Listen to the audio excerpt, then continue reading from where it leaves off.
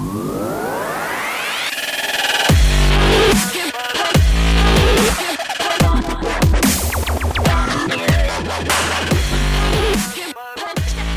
everyone and welcome to episode 1 of Intuitive Eating for Fat Loss. Here with your coach James, and in this video I'm going to take you through the very first steps of an intuitive eating for fat loss journey. So what is intuitive eating for fat loss? Well, this is all about taking away the weighing of foods and the tracking of calories, but still getting the same kind of results. That's not to say those other methods don't work for some people, but for others the stresses and strains of tracking and weighing every food that goes into your mouth can become a little bit too much and can ultimately put you off the consistency that you need over time to achieve success. In this video, we're going to quickly run through some of the basic principles of intuitive eating for fat loss. We're also going to talk about how to use this video series best to suit your needs, and we're going to set you up with the very first basic step for you to follow to get your journey started.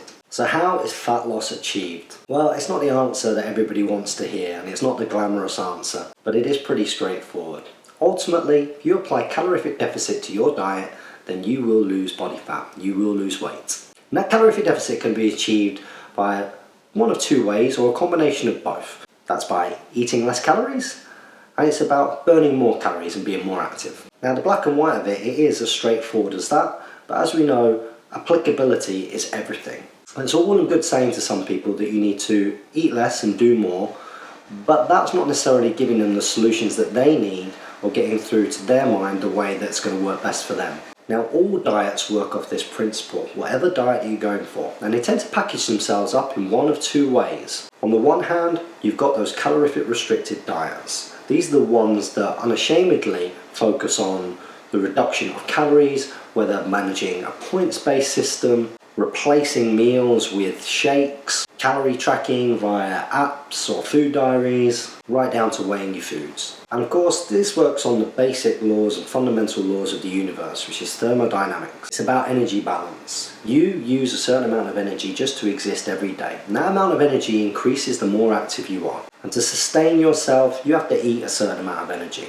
And if you're eating more than what it takes to run you, then that energy's got to go somewhere. Can't be created, can't be destroyed, and that's where we get the storage of body fat. It's effectively stored energy. Likewise, the principle applies in reverse. If it takes X number of calories to run you, and you eat X less, then those calories have got to come from somewhere, and more often than not, your body is going to use its reserve energy, its surplus energy, in the form of body fat, to get that energy to you. There are also other diets out there that package themselves up slightly differently.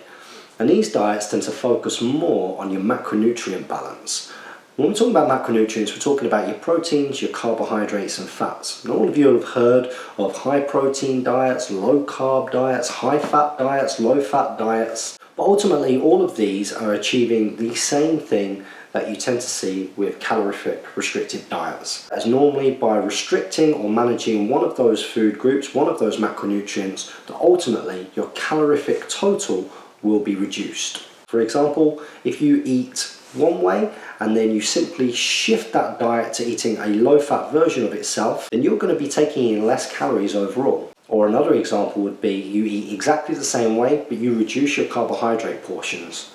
Again, calorifically you're eating less. And whilst there are other associated health benefits with intermittent fasting, for example, removing a meal is removing calories, and again, therefore, it's creating calorific deficit.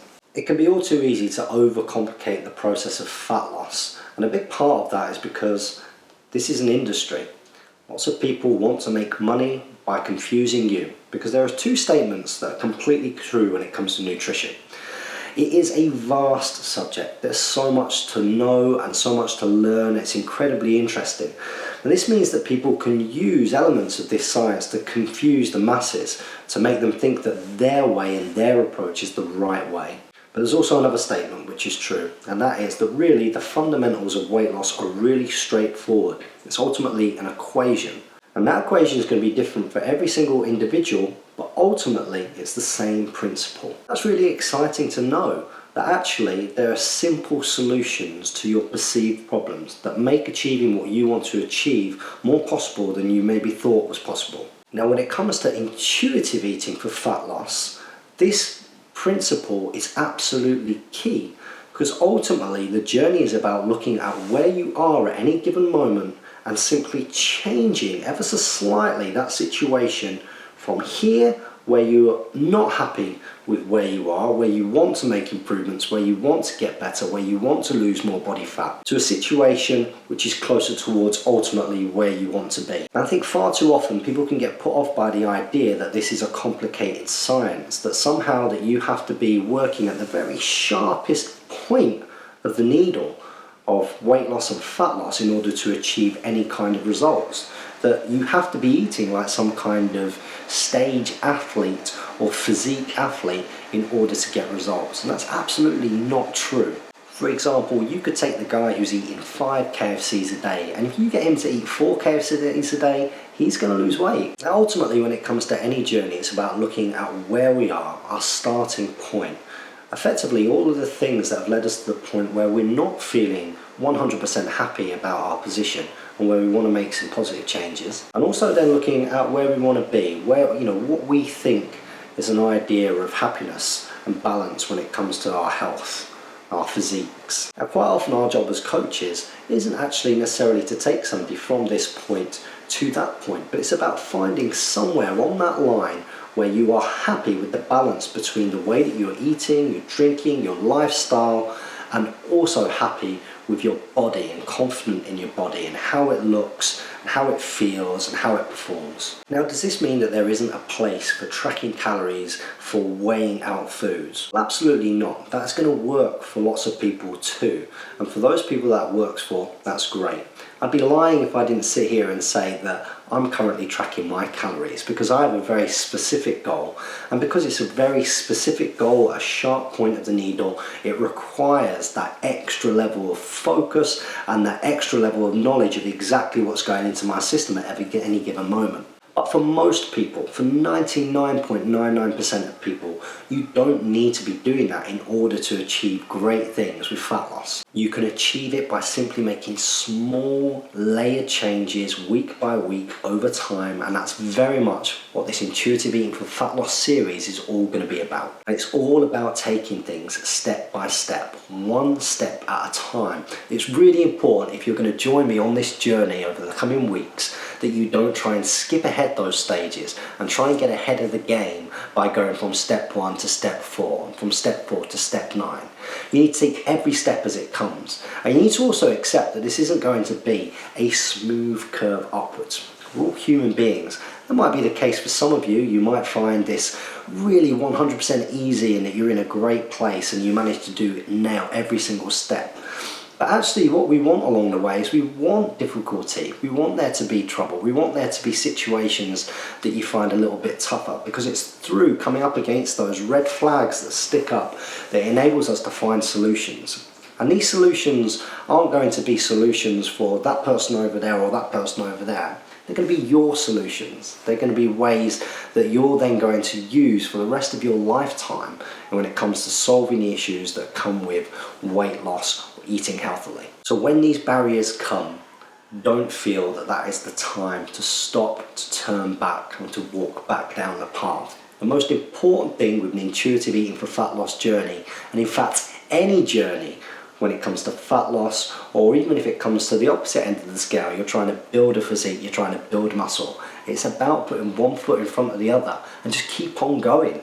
Just keep on going and keep on walking forwards. Making a choice which doesn't correlate with your goals along this journey does not equal failure. You are a human being and you are grown adults. You are capable of making decisions for yourself, and if you want to eat a certain type of food which probably makes your journey a little bit tougher, that's absolutely fine. That's your choice. You can do that, and then it's down to you to find those solutions. And I'm going to help you along the way with this as well.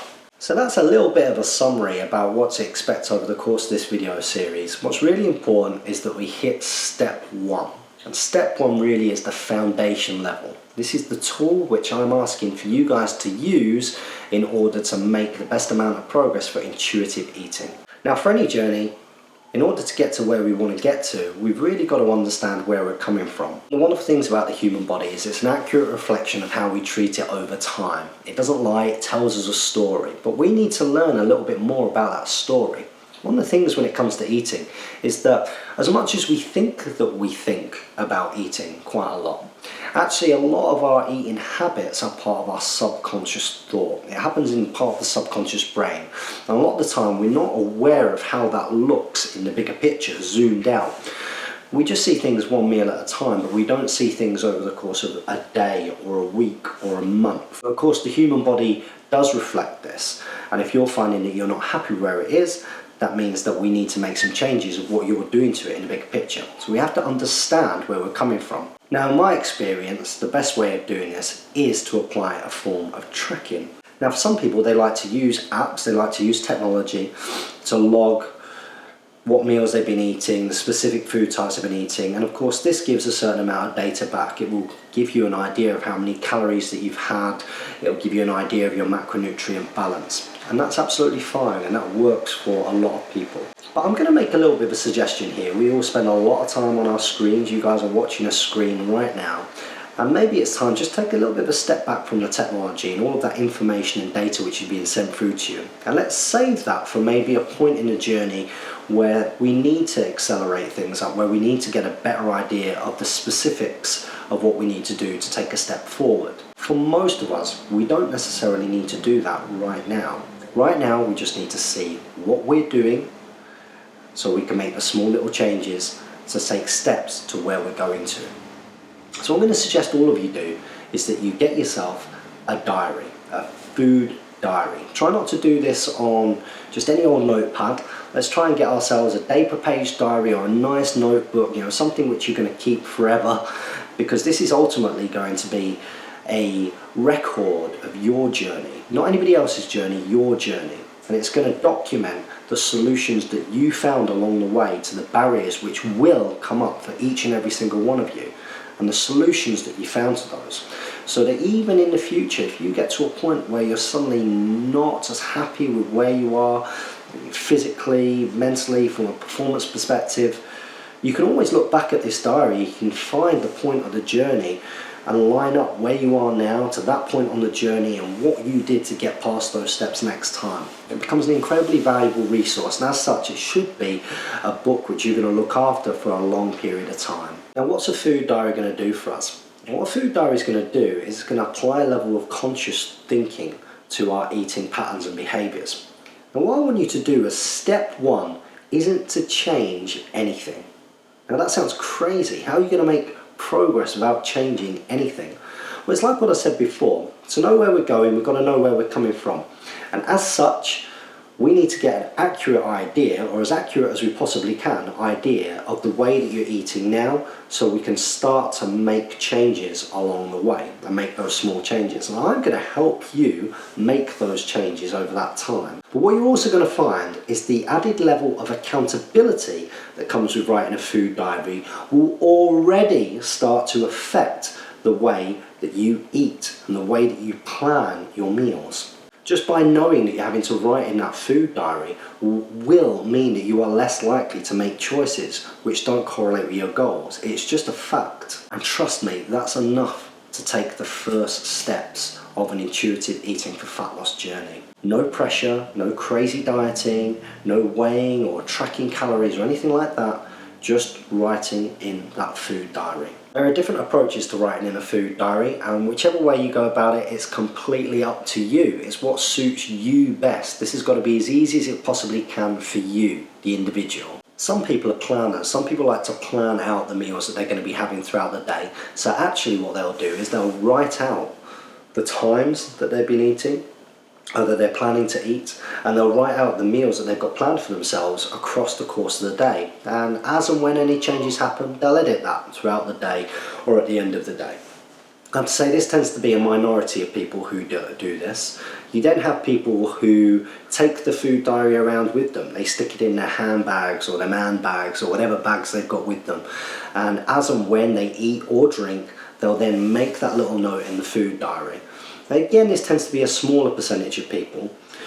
The greatest percentage of people tend to get that food diary out at the end of the day before they go to bed, and they write down from memory what they've eaten throughout the day. Now, there are some positives and negatives to this. Of course, it requires you to be conscious throughout the day and to have that memory of exactly what you've eaten and drunk at various times throughout the day. But it also gives you a dedicated 5-minute window that you are spending thinking about your nutrition every day. That's 5 minutes out of a whole day. And that in itself has a huge amount of value for an intuitive eating for fat loss journey. So how do you actually write the food diary? What kind of things are we looking for our first few steps of this journey? Well, first of all, you need to write down the times that you're eating. We're trying to get a good idea fundamentally about what your habits are. So what are the habits that have led you to ultimately not feeling particularly great, habits which fit around your lifestyle, your work patterns, everything else. So the timings are going to be really important. We're also going to be looking at approximate portion sizes. Now, we're not going to be weighing food in this journey, particularly at the start and the beginning of this journey. So therefore, we need to have something which is measurable in our minds, again, which is going to help with this intuitive side of things. Now, of course, if you eat a banana, you can write down 1 banana. I don't need you to write down at this time whether it's a small banana, a medium banana, or a big banana, even though we know there's going to be a calorific difference between those things. But just write down 1 banana for now. If you have 2 eggs, 3 eggs, just write down 2 or 3 eggs. But there are some foods where it's a little bit harder to sort of gauge those portions.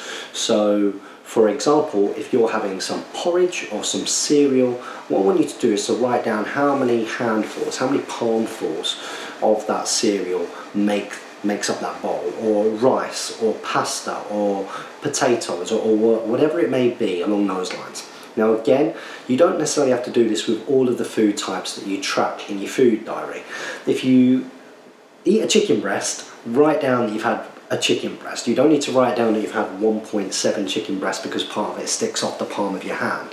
What we're just trying to do at the moment is get a basic idea of your habits, of the meals that you're eating, the types of foods that you're eating. And what we must also include are any drinks that you're having. So what's really helpful is to write down when you've drunk water and when you've drunk any other type of drink as well. This is really, really useful because hydration makes up a big part of this as well, which we'll come to in a later video. And that's it. That's all I want you to do for step 1 of your journey. Sounds crazy, but there's no pressure on this, and I don't want you to feel any pressure. Making a change, a positive change for your life should be an enjoyable journey. And I also want you to feel like at any point in this journey that you can go back. You can come back to this video and you can remember what it's all about, and then you can watch part 2 and you can watch part 3, and you can do this like it's the waves coming up and down the beach. It's absolutely fine as long as ultimately we are pressing forwards and we're moving closer towards your goals. We're taking those steps forward. So that's it, guys. I just want you to get out there, get yourself a nice food diary, start writing down the times that you're eating, approximate portion sizes of what you're eating and when, and also make sure you write down your drinks. It goes without saying, any snacks, any sweet, anything at all that goes in there, you need to write it in. At this point, I don't need to write down or use this as an activity tracker. What can happen when you start writing that in the same diary as you're writing your food choices is that we start to do those trade-offs, that we start to effectively offset when we eat particular meals. And yes, that is a tool that we can come to use later on down the line. But for the start, let's keep things simple. I just want your food, I just want the times that you're eating, and I just want your portion sizes. And what I'm going to do is I want you to do this for somewhere between 5 and 7 days. Let's do between 5 and 7 days before you then move on to episode 2 and to the next step of this Intuitive Eating for Fat Loss series. I hope you all enjoyed this first video and you found it informative. If you have, get in the comments below and let me know that you're joining in on this journey, and we'll make sure that we try and support you along the way. But that's it for now. I look forward to seeing you all back for step 2 and part 2 of this Intuitive Eating for Fat Loss journey.